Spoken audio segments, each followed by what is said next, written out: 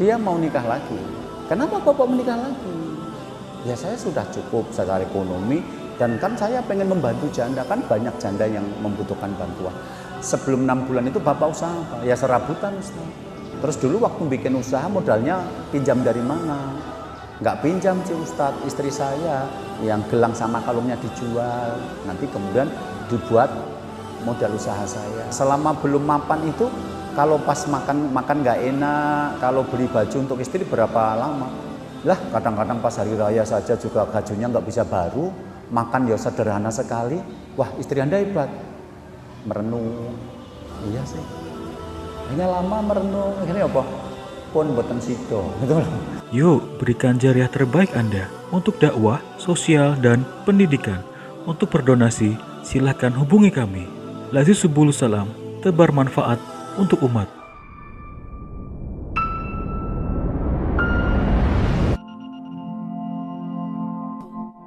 Kemudian yang kedua adalah surat An-Nisa ayat yang ke-19. Wa ashiruhunna bil ma'ruf fa in karihtumuhunna fa asa an takrahu syai'a wa yaj'alallahu fi khairan katsira. Dan perlakukanlah keluargamu itu dengan cara yang baik. Wa ashiruhunna bil ma'ruf, dan perlakukanlah keluargamu itu dengan cara yang baik. Fa in karihtumuhunna, meskipun kalian tidak menyukai mereka, meskipun kalian tidak menyukai mereka. Kenapa? Fa asa an takrahu syai'a wa yaj'al fi khairan katsira. Karena bisa jadi kamu tidak menyukai sesuatu, tetapi Allah menjadikan kebaikan yang banyak di dalamnya. Jadi di sini ada perintah untuk memperlakukan keluarga dengan baik. Penjelasan para ulama berkenaan dengan memperlakukan keluarga dengan baik itu nanti sangat banyak penjelasannya. Tapi salah satu arti memperlakukan keluarga dengan baik adalah takhsisu rajuli juz'an min waqtihi li khulwati syar'iyati bi ahlihi. Jadi seorang suami yang mengkhususkan sebagian waktunya untuk keluarga. Jadi memperlakukan keluarga dengan baik itu nanti banyak penafsiran. Misalnya perbaikilah ucapan kamu seperti yang saya jelaskan bulan kemarin. Perbaikilah tindakan kamu, perbaikilah penampilan kamu. Itu salah satu cara berbaik-baik pada keluarga. Tapi salah satu terjemahan atau penafsiran dari perlakukanlah keluarga dengan baik adalah meluangkan waktu untuk dijalani khusus bersama keluarga. Jadi Anda nanti mendesain bagaimana dalam 24 jam itu barang seperempat jam, barang setengah jam, barang 1 jam itu memang waktunya untuk keluarga.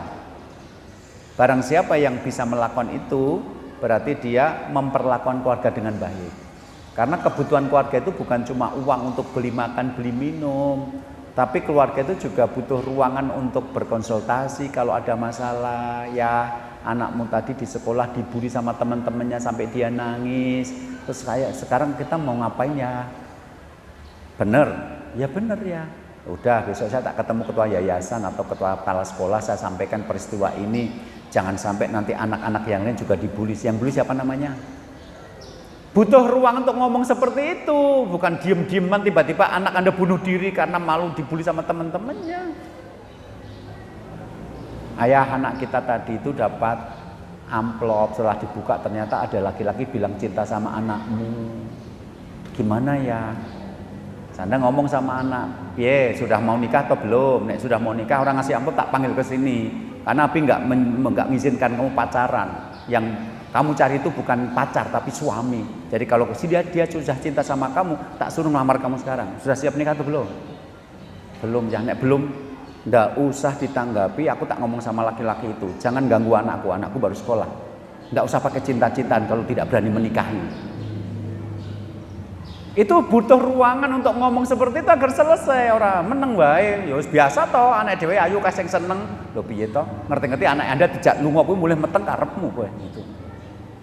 Butuh ruangan untuk bicara-bicara seperti itu, dan itu perlu dalam 24 jam itu agar waktu seperti ini ada itu bagaimana? Maka laki-laki yang tidak punya waktu untuk keluarganya, berarti dia belum memperbaiki keluarganya. Karena yang dia berikan cuma uang sama rumah. Loh, masalah-masalah ngerampunginnya kapan kalau tidak pernah dibicarakan?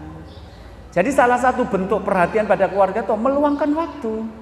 Maka salah satu arti perlakukanlah keluargamu dengan baik apa? Luangkanlah sebagian waktumu untuk keluargamu. Jadi meluangkan waktu untuk keluarga itu memberi hak sebenarnya pada keluarga. Berikan, luangkan waktu 24 jam itu lama. Banyak urusan diselesaikan dalam waktu 24 jam itu. Kalau sampai Anda tidak punya waktu untuk keluarga, terus ini perjalanan rumah tangga diapakan? Rumah tangga itu ada masalah dan salah satu cara untuk menyelesaikan masalah itu dengan duduk bersama kok. Membicarakan masalah-masalah itu.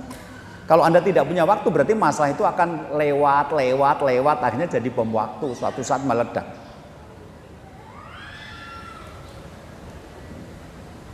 Terus ketika Anda mampu meluangkan waktu untuk keluarga, berarti Anda sedang menciptakan kenangan tak terlupakan. Jadi ada masalah-masalah rumah tangga yang ternyata tidak selesai dengan dalil. Tidak selesai dengan dalil. Dan ketika bertemu dengan kasus-kasus tidak selesai dengan dalil, itu selesainya dengan mengingatkan kenangan-kenangan di masa lalu. Ada bapak-bapak pengen nikah lagi. Itu bukan cuma di Solo, di Mijen aja ada. Dan yang hadir ini mungkin beberapa juga berniat menikah lagi. Tema yang sensitif, bapak-bapak di mana-mana ngumpul ngomongan iku koyo ngono wae. Padahal saya bilang, poligami itu bukan untuk dibicarakan, untuk dilakukan. Mani porak ngono wae. Dibicarakan sana sini di WA mana ngono-ngono geromongan wae ngampun seperti. Berbusa-busa nganti sing maca nganti bingung. Dia mau nikah lagi. Kenapa Bapak menikah lagi? Ya saya sudah cukup secara ekonomi dan kan saya pengen membantu janda, kan banyak janda yang membutuhkan bantuan. Loh apa membantu janda harus dengan menikahinya? Itu tafsir mana itu? Kan Anda mencarikan pekerjaan, teman butuh pembantu, terus Anda udah teman saya bantu pekerjaan kamu. Itu yang membantu kok. Setiap bulan Anda dari Lazis Subulu Salam ngasih dia 1 juta sebulan, itu juga membantu kok. Jadi hanya orang-orang yang alirannya nggak tahu saya, yang mengartikan membantu janda dengan sama dengan menikahinya itu, ya benar salah satunya menikahinya, tapi tidak selalu membantu janda itu dengan menikahinya, nggak selalu. Saya penghasilan sudah cukup Ustaz. Sebulan berapa? 10 juta. Oh alhamdulillah, insya Allah cukup. Sudah berapa lama punya penghasilan 10 juta lebih itu? Ya baru 6 bulanan ini. Baru 6 bulan. Kalau menurut saya sih usaha itu kalau belum 5 tahun belum bisa dikatakan mapan. Kalau belum 5 tahun itu belum dikatakan mapan. Karena saya juga pengusaha. 5 tahun itu nanti ada karyawan yang tidak loyal karena tahu tempat ngambil barang dan tempat jual akhirnya ngambil sendiri. Ada karyawan konflik dengan karyawan yang lain. Karyawan pertama kita tidak terlalu pinter, karyawan yang berikutnya pinter, posisinya sekarang di atasnya kan pertama, itu kan pertama nggak mau terima karena orang baru jabatannya di atas dia. Itu konflik-konflik itu 5 tahun mencukupi. Kemudian kebijakan pemerintah selama 5 tahun itu sudah ganti-ganti menteri, ganti-ganti bupati, udah ngerti. Jadi kalau menurut saya belum 5 tahun belum bisa dikatakan mapan. Ini baru 6 bulan. Jadi sebelum 6 bulan itu Bapak usaha apa? Ya serabutan Ustaz. Terus akhirnya memulai sebuah usaha. Waktu mulai saya langsung lancar, ya enggak Ustaz. Sampai 2 tahunan itu baru bisa lancar seperti sekarang. Nah, mulai dari sebelum punya usaha sampai sudah enggak lancar, itu Bapak tinggal di mana? Bagaimana kondisi istri? Ya ngontrak dari tempat satu ke tempat yang lain. Terus dulu waktu bikin usaha modalnya pinjam dari mana? Nggak pinjam sih Ustadz, istri saya yang gelang sama kalungnya dijual. Nanti kemudian dibuat modal usaha saya. Nah selama belum mapan itu kalau pas makan nggak enak, kalau beli baju untuk istri berapa lama? Lah kadang-kadang pas hari raya saja juga bajunya nggak bisa baru, makan ya sederhana sekali. Wah istri Anda hebat. Merenung, iya sih. Nah, mosok sekarang begitu perjuangan istri terus Anda tinggal saja langsung nikah hanya karena ketemu sama mantan pacar pas reuni gitu kan. Terus apa Bapak nggak punya kenangan ketika pas makan nggak ada yang dimakan, terus akhirnya usul ya udah kita puasa saja. Akhirnya lama merenung, akhirnya apa? Pun boten sido gitu loh. Padahal mau dikai dalil, ketemu dalil, fangki humato balakum minani sakmas nabatullah darul fasih, lebih fasih daripada saya. Tapi begitu diingatkan peran istri pertama, bla bla bla bla bla, sebelum ini mapan, jangan lakukan dulu, karena salah satu tanggung jawabnya pernikahan itu adalah menafkahi keluarga. Nggak jadi Pak, padahal nek dikei dalil, dia inget ke dalil liyo. Begitu disuruh mempotret kenangan-kenangan masa lalu, selesai. Saya ketemu anak yang tidak pakai dalil, dia bekerja langsung pulang ditinggal pekerjaannya karena ibunya sakit. Orang Klaten ke Bandung, merintis usaha, bertahun-tahun nggak berhasil. Sampai suatu hari berhasil. Berhasilnya sederhana. Dia dikurumi kerupuk dari Boyolali, dia olah, digoreng, kemudian dibungkuskan di plastik kecil-kecil, kemudian dititipkan ke warung. Kalau warung ditutupi lebih dari 100 warung kan jadi uang. Udah dia mulai menikmati usahanya, begitu tiba-tiba dia mendengar kabar ibunya sakit, langsung pulang. Usaha dititipkan sama temennya ditunjukkan bagaimana cara mengolah barang, di mana tempat-tempat menitip, nanti keuntungan dibagi dua. Dia langsung pulang, pas pulang saya pas ngisi pengajian di situ, dia ikut pengajian. Wajahnya kan berbeda, jarang datang kok. Loh, kamu siapa? Saya orang baru, saya orang mana? Ya orang sini, tapi saya kerja di Bandung. Terus kerja apa? Dia cerita seperti itu. Terus kamu kok di rumah kenapa? Ibu saya sakit. Terus ya saya harus merawat karena saya tidak bisa memaafkan diri saya kalau nanti sampai ibu saya meninggal saya tidak ada di sampingnya. Sekarang usaha apa? Ya baru merintis jualan soto.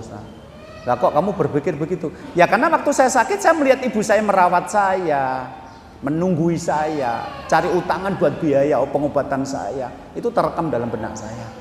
Dan saya tidak bisa memaafkan kalau sampai ibu saya sakit, saya tidak merawat di sisinya. Jadi kenangan-kenangan itu akan terekam dalam benak kita dan pada suatu saat itu akan muncul untuk mengimbangi kesombongan akal kita dan kekakuan hati kita. Munculnya apa? Kenangan-kenangan itu. Persoalannya kalau Anda tidak pernah bersama dengan keluarga, yang diingat dari Anda apa? Pas anaknya sakit, bapaknya malah mancing. Jadi jangan salahkan kalau bapaknya tua nanti sakit, anaknya nggak ada nengok. Kenapa? Karena kenangan dirawat itu nggak ada. Jadi kadang-kadang saya ketemu sama orang tua yang marah-marah sakit kok anak-anaknya nggak pernah nengok. Sepertinya kasihan, tapi tidak. Dia sedang memetik buah dari perbuatan sendiri karena Allah Maha Adil. Ketika tanya sama tetangganya, iya sih. Wong dulu waktu anaknya lahir di rumah sakit aja sampai pulang bapaknya belum sekalipun nengok ke rumah sakit. Ada kasus begitu. Istrinya melahirkan sampai pulang ke rumah itu bapaknya nggak nengok di rumah sakit, nyuruh adiknya sama ibunya kok. Jadi suatu saat kali kalau kamu sakit anakmu nggak nengok, jangan salahkan, kamu sedang memetik buah perbuatanmu sendiri. Allah itu Maha Adil, nggak mungkin salah. Jadi kalau Anda tidak pernah punya waktu untuk keluarga, yang diingat dari Anda apa? Maka kalau Anda meluangkan waktu untuk keluarga, banyak yang bisa diingat. Itu pernah dilakukan survei di Amerika, apa yang kamu ingat dari orang tuamu? Semuanya menjawab, waktu bersama keluarga. Saya pernah diajak renang sama bapak saya, ternyata gaya batu, hampir tenggelam, hampir mati, terus selamatkan tetangga. Itu sampai mati ingat yang kayak gitu tuh. Saya pernah diajaki motor sama tetangga, bapak saya ternyata malah nabrak pagernya tetangga. Oh nganti mati eling kayak ngono kuwi.